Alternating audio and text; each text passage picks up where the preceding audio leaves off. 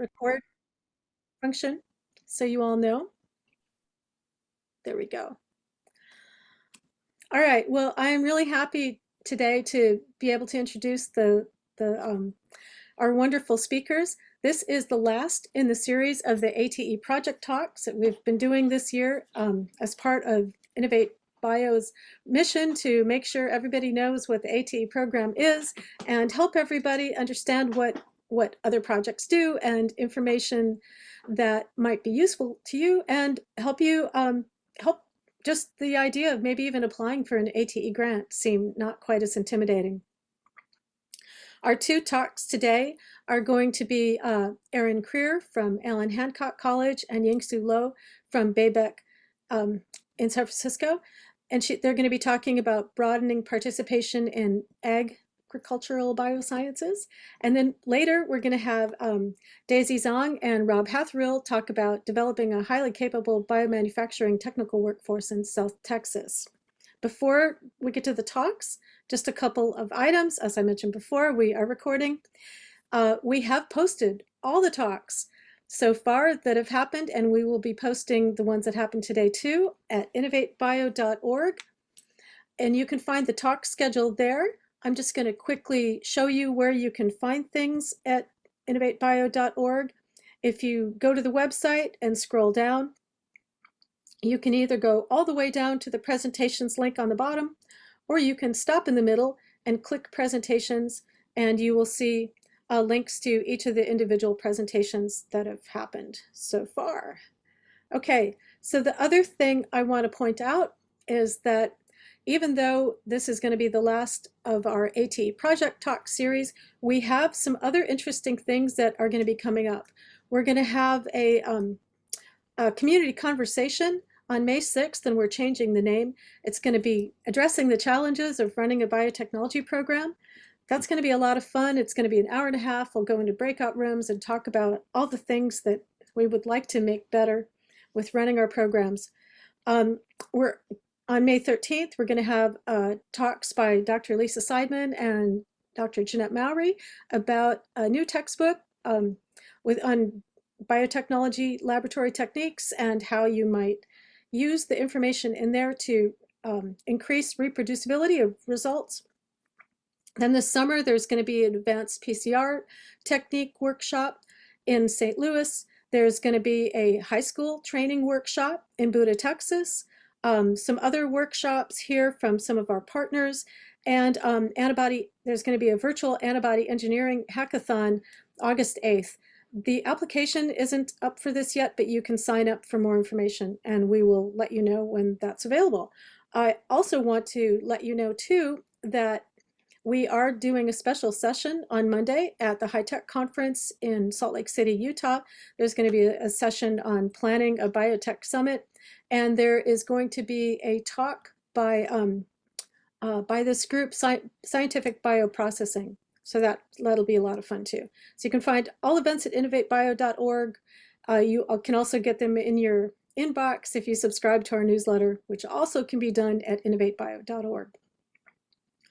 All right, one more thing before we get to the talks here is that we have set up a Slack channel. So if you want to have informal conversations with other people in the Innovate Bio College network, definitely join us on Slack. I will put this into chat and you can join today.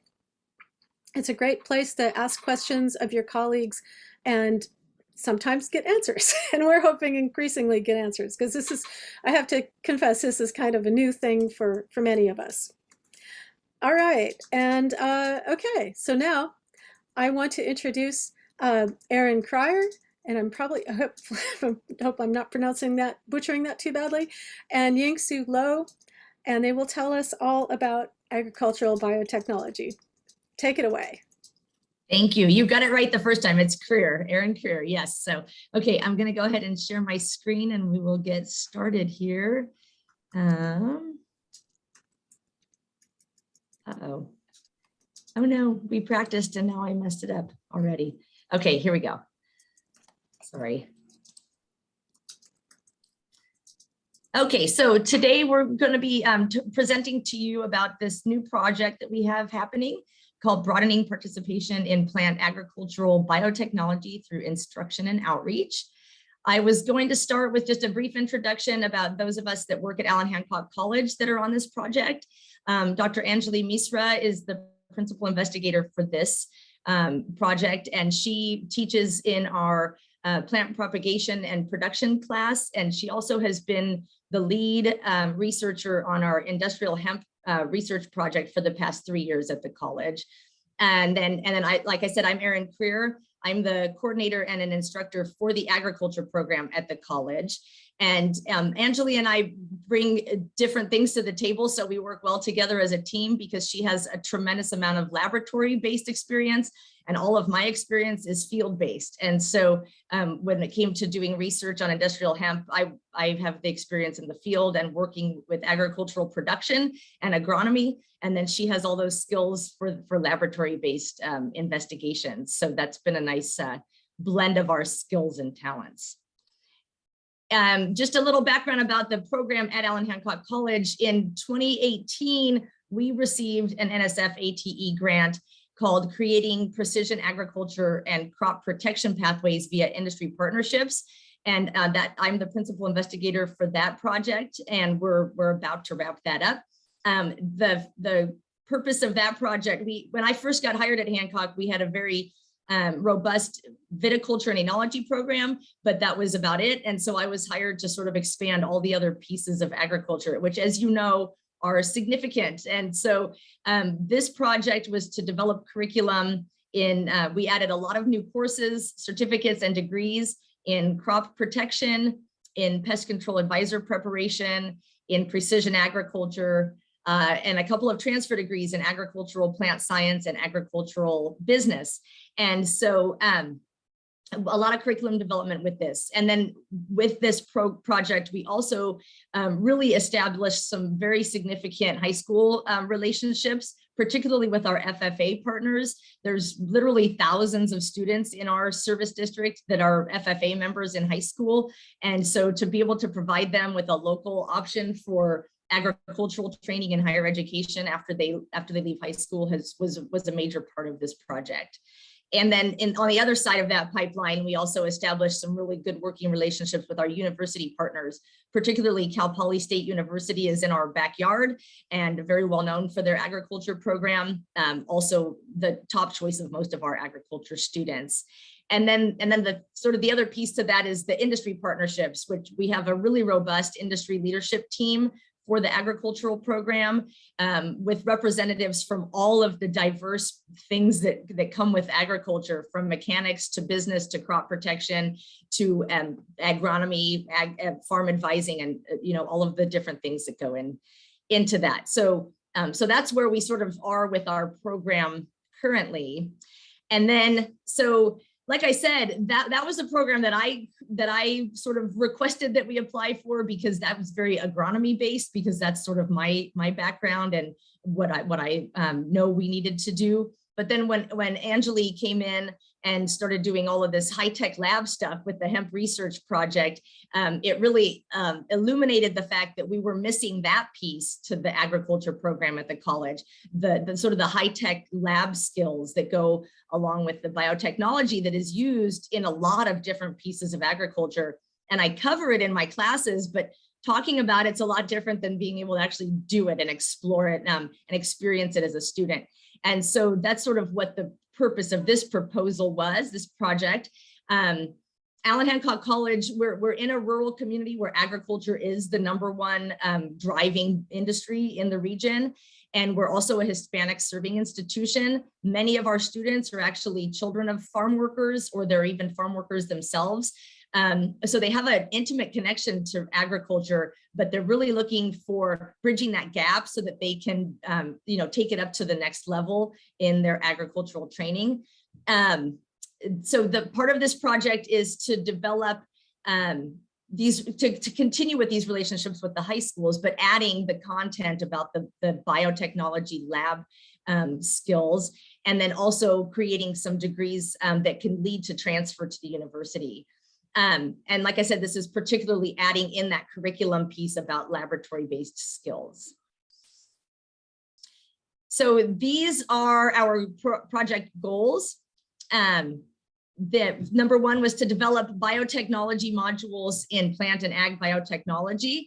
And so that's like in my plant science class, my animal science class, sustainable agriculture class, all of those classes that I teach, we cover the need for biotechnology. I'm also a Produce Safety Alliance grower trainer. And so I do a lot of work with food safety. And so incorporating modules on biotechnology within those existing courses is really going to be essential to give students the training that they need moving forward in the industry. The second part is to create this pipeline for enrollment to our new program by starting with the high schools. Unfortunately, a lot of people don't even realize what kind of job opportunities there are in agriculture with respect to biotechnology. And so it's really going to be foundational that we establish that knowledge base at the high school level so that we develop the interest in those younger students so that they'll want to come into Allan Hancock College to continue that education. The third piece, of course, is retaining the students once we get them into the program. And part of that is engaging them with work-based learning experiences. We do have some really great industry relationships, particular to the biotechnology piece, where we can be getting advice from those industry members about what kind of skills are needed from our students, but also to establish those relationships so students can begin to get work-based learning experience. And then to continue with the expansion of collaboration with all of these different pieces of the industry that we have here in the Santa Maria Valley that rely on biotechnology skills in the agriculture industry.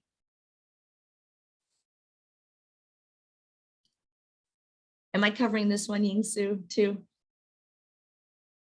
So okay, here I can do this one. Do you want me to talk about this, or did you want to?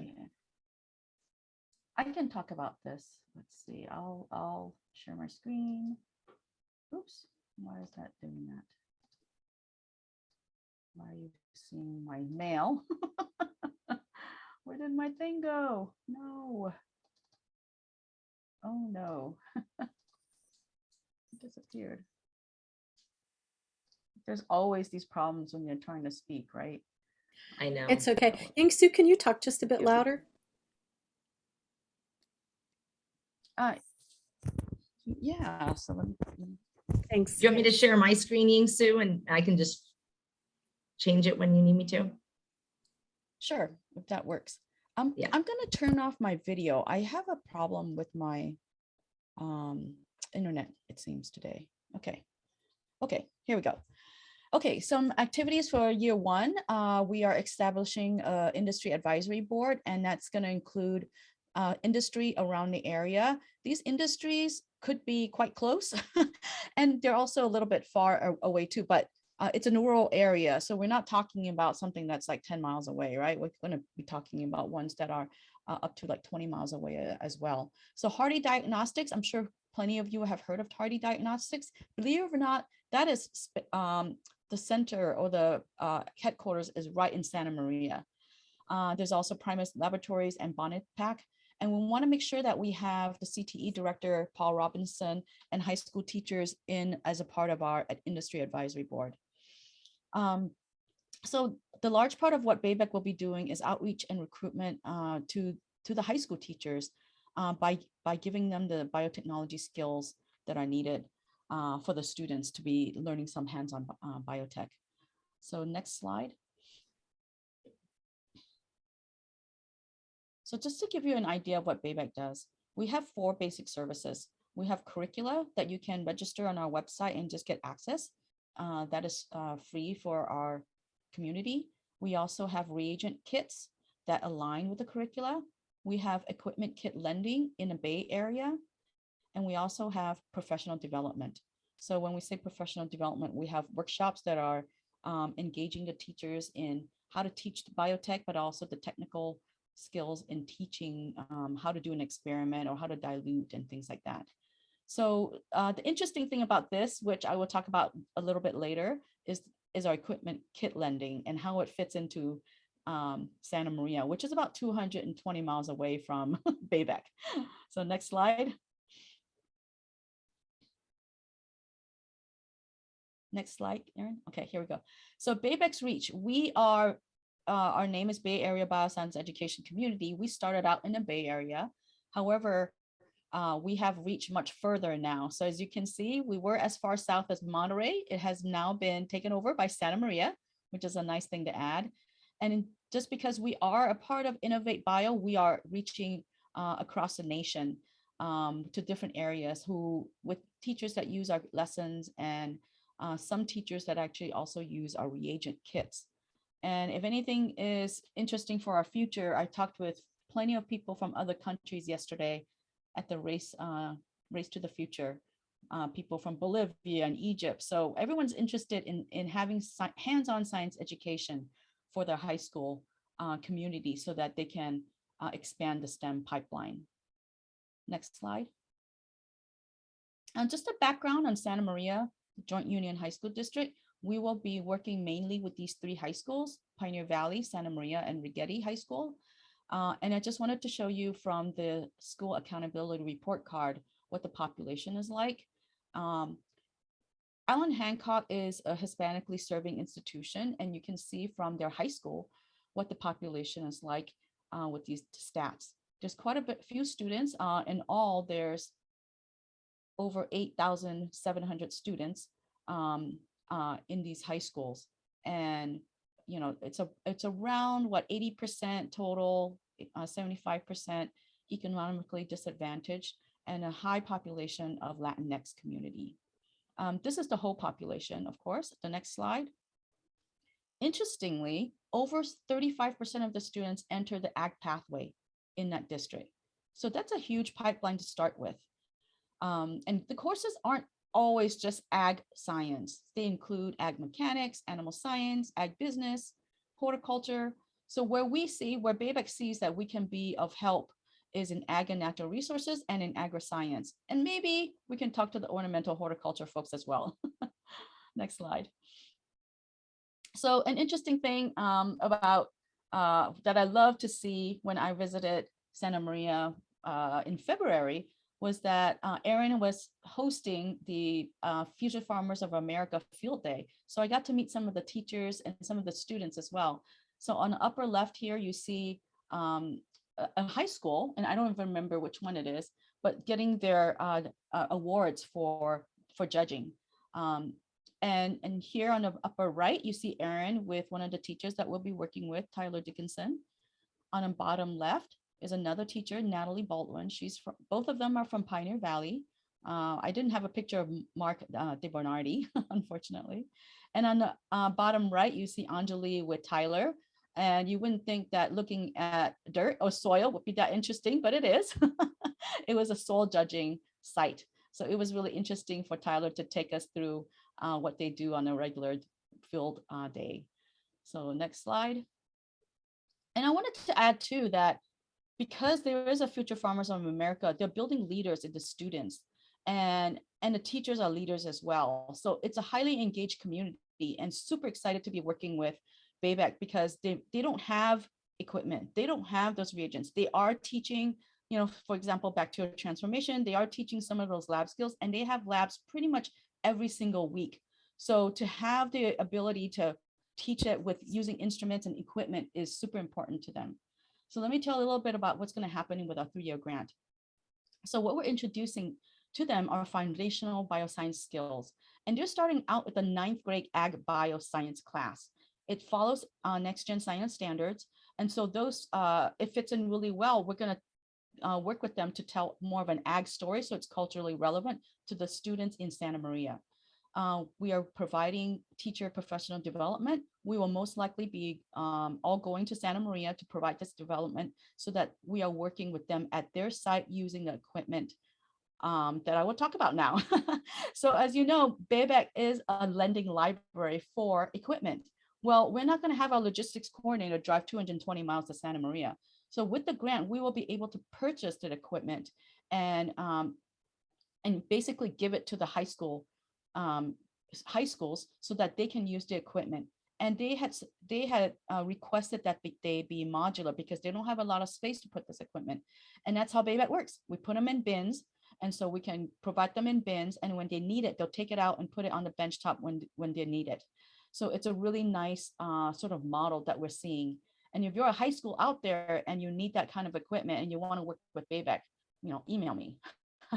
We will also be providing reagents to them that align with the curricula. And we will also work closely, of course, we'll be working closely with the high school teachers. The other part of this is working closely with Allan Hancock College to develop these classes that are going to be relevant to Allan Hancock as well. So it's really a nice partnership with not just the high schools, but also with Allan Hancock College, so that we make sure that those lessons that are taught in the high schools are relevant to Allan Hancock as well. So we're really excited about working with our partners there. I think that's the last slide. So thank you very much. And if you have any questions, Erin and I can take questions. Okay, but we're going to hold the questions until the end. So